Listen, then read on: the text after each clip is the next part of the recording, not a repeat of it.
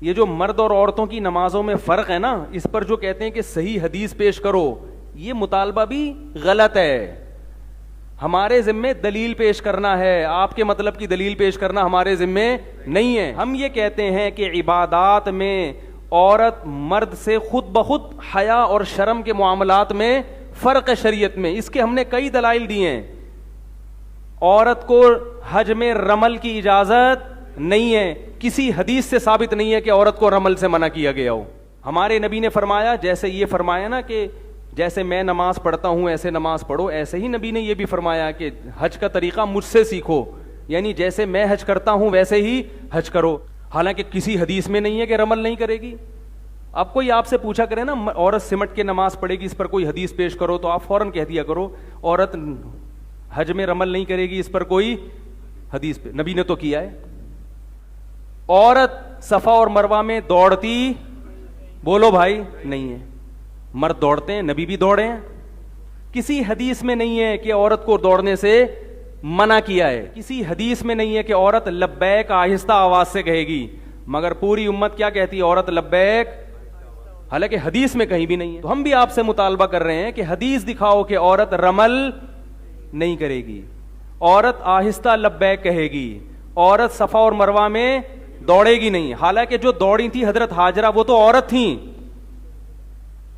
اس کا تقاضا تو یہ تھا کہ عورتیں تو دوڑیں، مرد بے شک نہ بھی دوڑیں، کیونکہ یہ تو سنت عورت کی زندہ کر رہے ہیں. وہ دوڑی تھیں اور ہم خواتین کو وہاں دوڑنے سے منع کرتے ہیں. یہ بدقسمتی ہے ان کی، مفتی صاحب کی، کہ یہ کلپ بھی میں نے دیکھا ہے اور مجھے بڑا دکھ ہوا اس حوالے سے کہ یہ لوگ کن مدرسوں میں پڑھتے رہتے ہیں، یہ کیا علم حاصل کرتے ہیں. اور مجھے خوشی ہوئی کہ مجھے اب موقع مل گیا کہ میں ان کی پبلک کو بتاؤں کہ ان مفتیوں کے اوپر جو لبادہ چڑھا ہوا ہے اس کے اندر ان کا علم کتنا ہے. اچھا، یہ جو انہوں نے دعویٰ کیا یہ ٹھیک کیا، کیونکہ ان کے بزرگوں نے بھی فقہ حنفی پڑھی ہے، حدیثیں تو پڑھی نہیں ہے، تو ان کو یہی کہانی کرائے گی حدیث میں کہیں نہیں ہے، یہ فقہ کی کتابوں نے بتایا. وہ اس کلپ میں سن رہا تھا، کہتا ہے دیکھیں کسی حدیث میں نہیں آیا کہ جی عورتیں جو ہیں وہ صفا مروہ میں نہیں دوڑیں گی اور طواف کے پہلے 3 چکروں میں رمل نہیں کریں گی اور تربیہ جو ہے وہ آہستہ آواز سے کہیں گی. کسی حدیث میں نہیں ہے، یہ عملی تواتر سے چلا ہے، اجماع امت سے.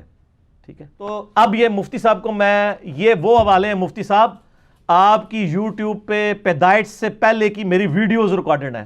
یوٹیوب پہ آپ کی پیدائش بعد میں ہوئی ہے نا، پہلے تو آپ ویڈیو کے قائل نہیں تھے. ان مفتی صاحب کی پیدائش یوٹیوب پہ جب ہوئی ہے اس سے پہلے کے میرے 2012-13 کے لیکچر ہیں جس میں میں نے ان چیزوں کے حوالے دیے ہوئے ہیں. اور ان کو آج تک ان کے مفتیوں اور ان کے بزرگوں کو، بزرگ، ٹھیک ہے، بزرگ ختم ہو گئے، اور سر ختم ہو گئے کہ ختم کر دیتے. اگر یہ ہوا تو بزرگ ختم ہو جائیں گے، سر ختم ہو چکے. اب آپ کیا کریں گے؟ بزرگ ہوتے تھے، اب بھی جو زندہ ہیں وہ زندہ لاشیں ہی ہیں صرف. ظاہر ہے جب ان کی علم کی، یعنی جنہوں کے اندر اصلیت لوگوں کو پتہ چلے گی تو یہ بزرگ نہیں ہیں آپ کے، یہ زندہ لاشیں ہیں جو چل رہی ہیں لوگوں کے سامنے. لوگوں کو پتہ ہے ان کے اندر علم کتنا ہے. سر یہ جو ہے نا حوالہ انہوں نے مانگا، یہ اگر حدیث کی بنیادی کتابیں پڑھیں اس میں یہ ریفرنسز موجود ہیں. مسند امام شافعی ایک کتاب ہے حدیث کی، امام شافعی رحمہ اللہ تعالی المتوفی 204 ہجری، انہوں نے یہ کتاب لکھی ہے. اس میں باقاعدہ ایک باب ہے، اس باب کا نام یہ ہے کہ عورتیں صفا مروہ کی سعی کے دوران دوڑیں گی نہیں اور طواف کعبہ کے درمیان بھی وہ رمل نہیں کریں گی. یہ چیپٹر ہے، چیپٹر کے نیچے صحیح حدیث ہے عبداللہ ابن عمر رضی اللہ تعالی عنہما سے موقوفاً کہ وہ فرماتے ہیں عورتوں کے لیے نہ تو صفا مروہ میں دوڑنا ہے اور نہ ہی طواف کعبہ کا رمل کرنا ہے. یہ تو حدیث ہے. یہ کہتا ہے جی بزرگوں نے ٹرانسفر کیا ہے، کہتا ہے حدیث ہی کوئی نہیں ہے، چیلنج ہے، اے لے لے انہوں اعلانیہ توبہ ویڈیو ریکارڈ کرانی ہے اور یہ بھی بتانا ہے کہ ہمارے بزرگوں کو بھی پتا تھا، انجینئر صاحب نے آ کے انجینئرنگ کی تو ہمیں پتا چلا. اور صرف یہ حوالہ مسند شافعی میں نہیں ہے، المصنف ابن ابی شیبہ میں بھی ایک باقاعدہ چیپٹر ہے جس کا نام ہی یہی ہے کہ عورتیں جو ہیں وہ صفا مروہ میں دوڑیں گی نہیں اور رمل نہیں کریں گی طواف کعبہ کے دوران. اور اس میں حضرت عبداللہ بن عمر اور عبداللہ بن عباس رضی اللہ تعالیٰ عنہما کا قول موجود ہے، اور بلکہ اس سے بھی بڑھ کے اما عائشہ سے کسی نے پوچھا ہے تو رضی اللہ تعالیٰ عنہ و سلام اللہ علیہا، تو انہوں نے فرمایا کہ تمہارے لیے، تم عورتوں کے لیے، ہم نبی کی بیویاں آئیڈیل ہیں کہ عورتیں جو ہیں صفا مروہ کے دوران نہیں دوڑیں گی اور طواف کعبہ کے درمیان رمل نہیں کریں گی. تو امہات المومنین کا سورس آف نالج نبی علیہ السلام، صحابہ کا سورس آف نالج نبی علیہ السلام، تو یہ تو حدیثوں کے اندر موجود ہے. اور یہ صرف المصنف ابن ابی شیبہ میں نہیں ہے، بلکہ سنن الکبریٰ امام بیہقی کی کتاب کے اندر بھی یہ ساری روایتیں عبداللہ بن عمر رضی اللہ تعالیٰ عنہ سے باقی اصحاب سے موجود ہیں. سر 3 حدیث کی کتابوں کے حوالے دیے ہیں. سنن دارقطنی کے اندر بھی موجود، 4 حوالے لے جائیں. امام دارقطنی نے بھی یہ ساری روایتیں نقل کی ہیں.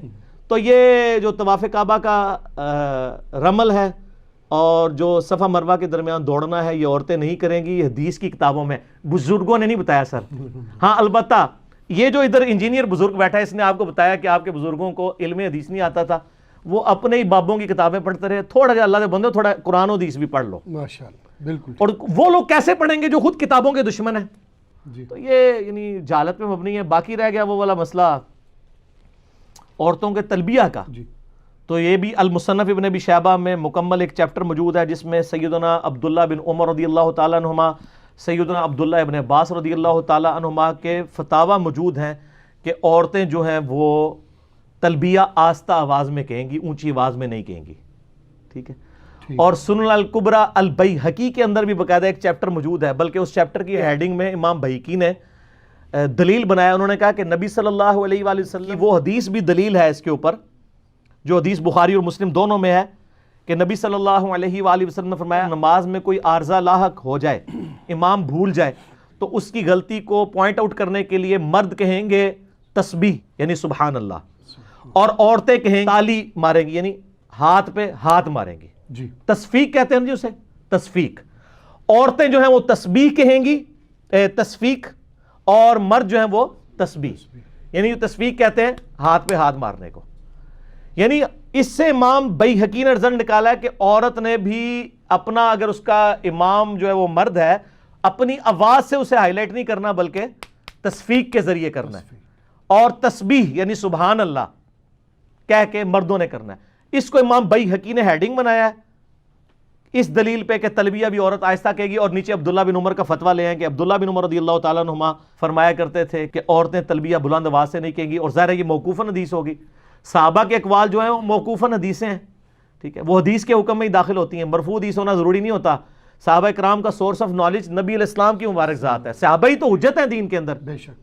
یہ تو خالی صحابہ کے نعرے لگاتے ہیں نا، خالی مسجدوں میں لکھا ہوتا ہے، چل رہے بابوں کے پیچھے ہوتے ہیں. صحیح. صحابہ کے پیچھے کیسے چل سکتے ہیں؟